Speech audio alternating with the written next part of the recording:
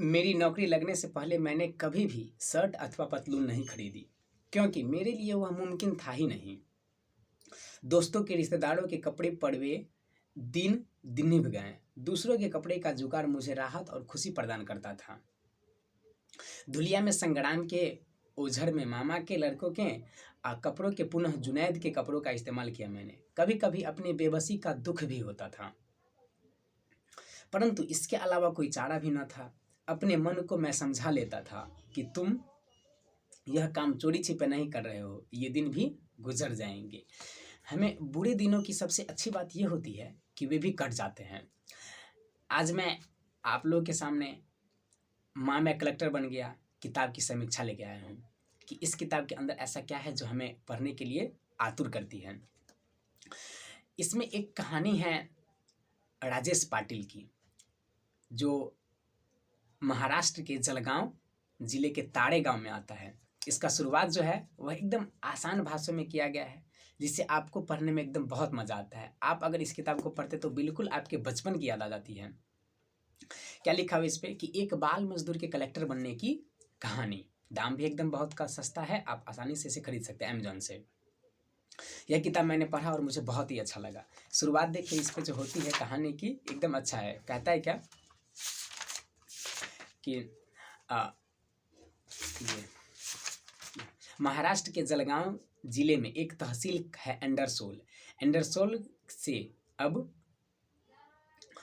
बस में बैठ जाइए। उबड़ खाबड़ सड़क पर चल रही बस में धक्चे खाते हुए, सड़क को गालियां देते हुए करीब आधे घंटे में आप मेरे गांव ताड़े पहुंच जाएंगे, जो पद्मालय पहाड़ी के तले बसा है। मतलब एक इतनी अच्छी तरह से इस कहानी को लिखी गई है, राजेश पाटिल ने खुद लिखा है कि आप एकदम अच्छे, मज़ा आता है पढ़ने में, बहुत मज़ा आता है। मैंने इसको पढ़ा है। इसके मैंने अब कहानी बताता हूँ।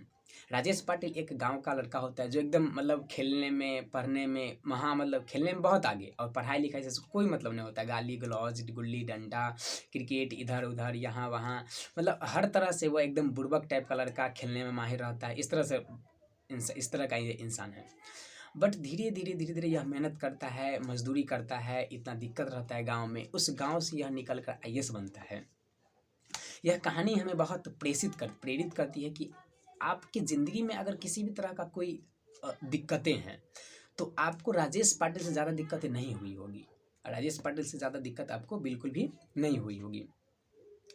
हम बात करें अगर इसके किरदार की, तो यह एकदम मतलब इसमें संघर्ष करता है, तकलीफ सहता है, मजाक उड़ाया जाता है इसका। सब कहता है कि कितना दिन पढ़ते रहोगे, कब तुम्हें जॉब होगी, किस तरह से, मतलब ऐसे ऐसे बात किया जाता है इसमें कि यह उसको बहुत उपहास करता है, मतलब बहुत ज़्यादा दिक्कतें सहता है।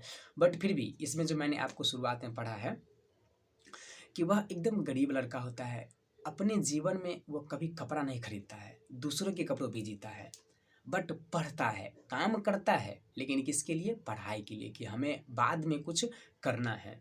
9वीं 10वीं अपने गांव से करता है, उसके बाद आगे पुणे चला जाता है, फिर वहाँ तैयारी करता है। एक साथ वह नेट JRF क्वालिफाई करता है, UPSC के लिए तैयारी करता है। संग्रहालय में बैठ के बहुत दिक्कतें सह के वह पढ़ाई करता है। अब मैं आपको एक UPSC के बारे में एक और अच्छी बात पढ़ाता हूँ। देखिए बहुत अच्छी बात लिखी है इसमें। क्या कहता है आगे, जो मतलब किताब इतनी अच्छी है कि हमें पढ़ने का बहुत मज़ा आता है, पढ़ने बहुत अच्छा लगता है।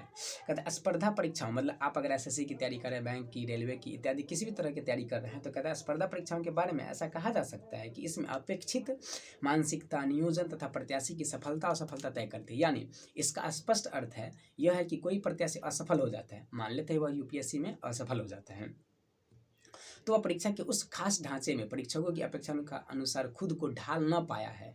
और यह भी अट्ठासे सत्य है कि भले ही वह उस परीक्षा में असफल रहा है, जीवन के अन्य क्षेत्रों में वह सफल जरूर रहेगा।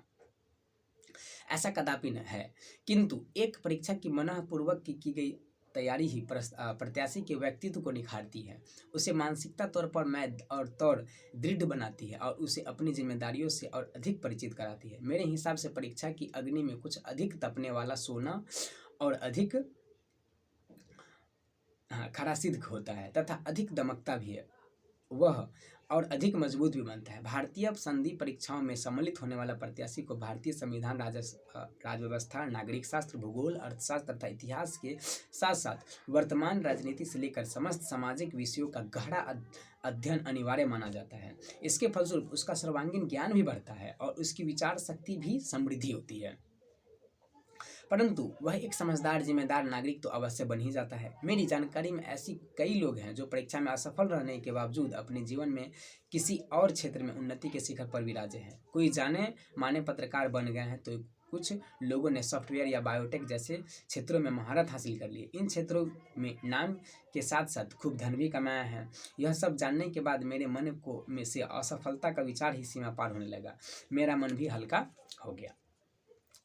मतलब आप यूपीएससी की तैयारी कर रहे हैं तो आपको ये बुक यूपीएससी में तो फ़ायदा नहीं करेगा, लेकिन आपका एक मोटिवेशन लेवल बना के रखेगा। मतलब आप अगर कभी डिमोटिवेट होते हैं कि पता नहीं कब से हम तैयारी कर रहे हैं, कुछ हो नहीं रहा है, तो आपको ये एकदम मतलब लगेगा कि नहीं, हम ज़रूर कर सकते हैं, हम तैयारी एकदम बढ़िया से कर सकते हैं, एकदम अच्छे से कर सकते हैं।